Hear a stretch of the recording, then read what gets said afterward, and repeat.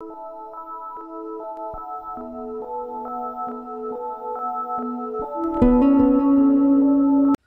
भवन्तु सुखिनः, सर्वे सन्तु निरामया, सर्वे भद्राणि पश्यन्तु, मा कश्चित् दुःख भाग भवेत्। बंधुगण, मु कर्मकांडर पुरोधा ज्योतिर्विद श्री उपेन्द्रनाथ दास मोर ज्योतिष चैनल उपेन्द्रनाथ ज्योतिष केन्द्र को आपण मानको हार्दिक स्वागत जनाऊछि।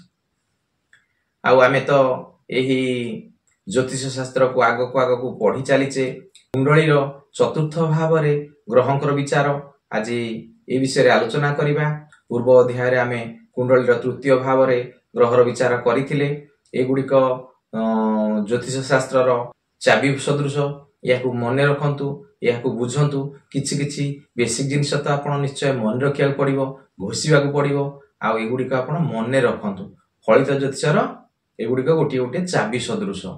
हो आसंतु आज आमे आलोचना करिबा, बुझिबा कुंडलीर चतुर्थ भाव रे ग्रहंकर विचार।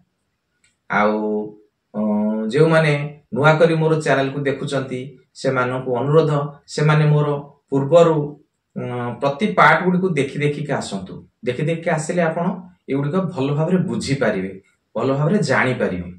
आउ आसंतु प्रथमे रवि को कथा विचार करिबा। कुंडली टिके आपण खोली की देखंतु।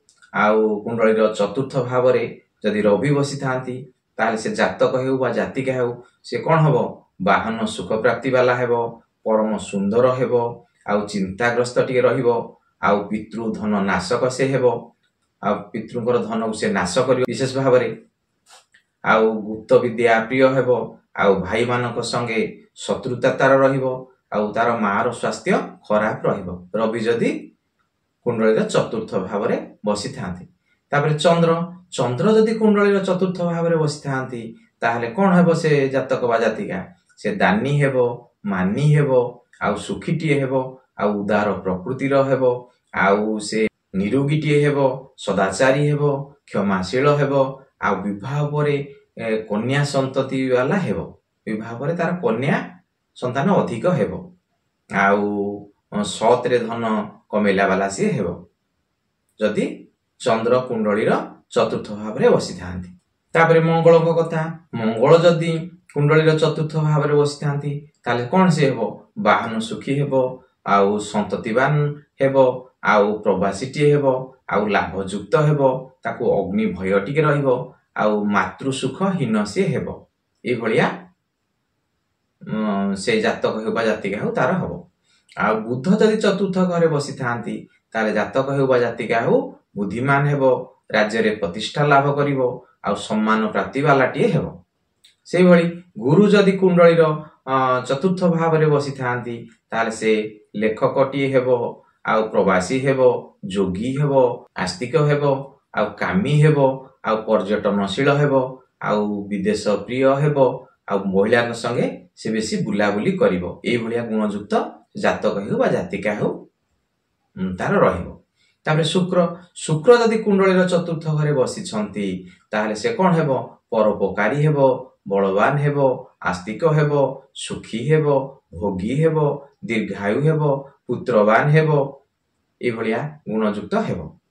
तापर शनि जदि कुंडलीर चतुर्थ घरे बसिचंती तार से कोन हेबो, क्षणकोपी हेबो, भाग्यवान हेबो, धृत हेबो, आउ बलहीन हेबो, आउ अपजसिटिए हेबो जदि शनि कुंडलीर चतुर्थ भाव रे बसिचंती। से भली राहु जदि कुंडलीर चतुर्थ भाव रे बसिचंती ताले कोन हबो, जातक बा जातिका दुखी हेबो, असंतोषी हेबो, कपटी हेबो, क्रूर हेबो, मातृ क्लेश युक्त हेबो, व्यवसायी हेबो। आउ जदि केतु कुंडलीर चतुर्थ घरे बसिचंती ताले कोन हबो, से बाचाल हेबो, आउ दायित्वहीन हेबो, जातक हेबो जातिका हेबो। आउ एगुडिक फलित कला बेले आपण टिके ग्रहंकर अवस्था को देखिबे, ग्रहंकर स्थिति को टिके लक्ष्य करिवे, से किपरि अवस्था रे अछंती, केते फल दबार शक्ति तांकर अछि, एगुडी गुडी विचार को नै आपण फलित कथा कहिबे। आउ जे माने नुआ करी मोर ए चैनल को देखुचंती से मानको अनुरोध, से माने सब्सक्राइब टे करंतु, जाकि मोर आगामी अपलोड होबाक थिबा बहुत गुडी वीडियो प्रथमे करी देखि पारिबे। आउ लाइक टे करंतु, शेयर टे करंतु अन्य मानक नॉलेज पई। हो आमे आगु आहुरी ତ विषय गुड़ पढ़ी पढ़िका जा रहुची। मु कर्मकांडर पुरोधा ज्योतिर्विद श्री उपेन्द्रनाथ दास।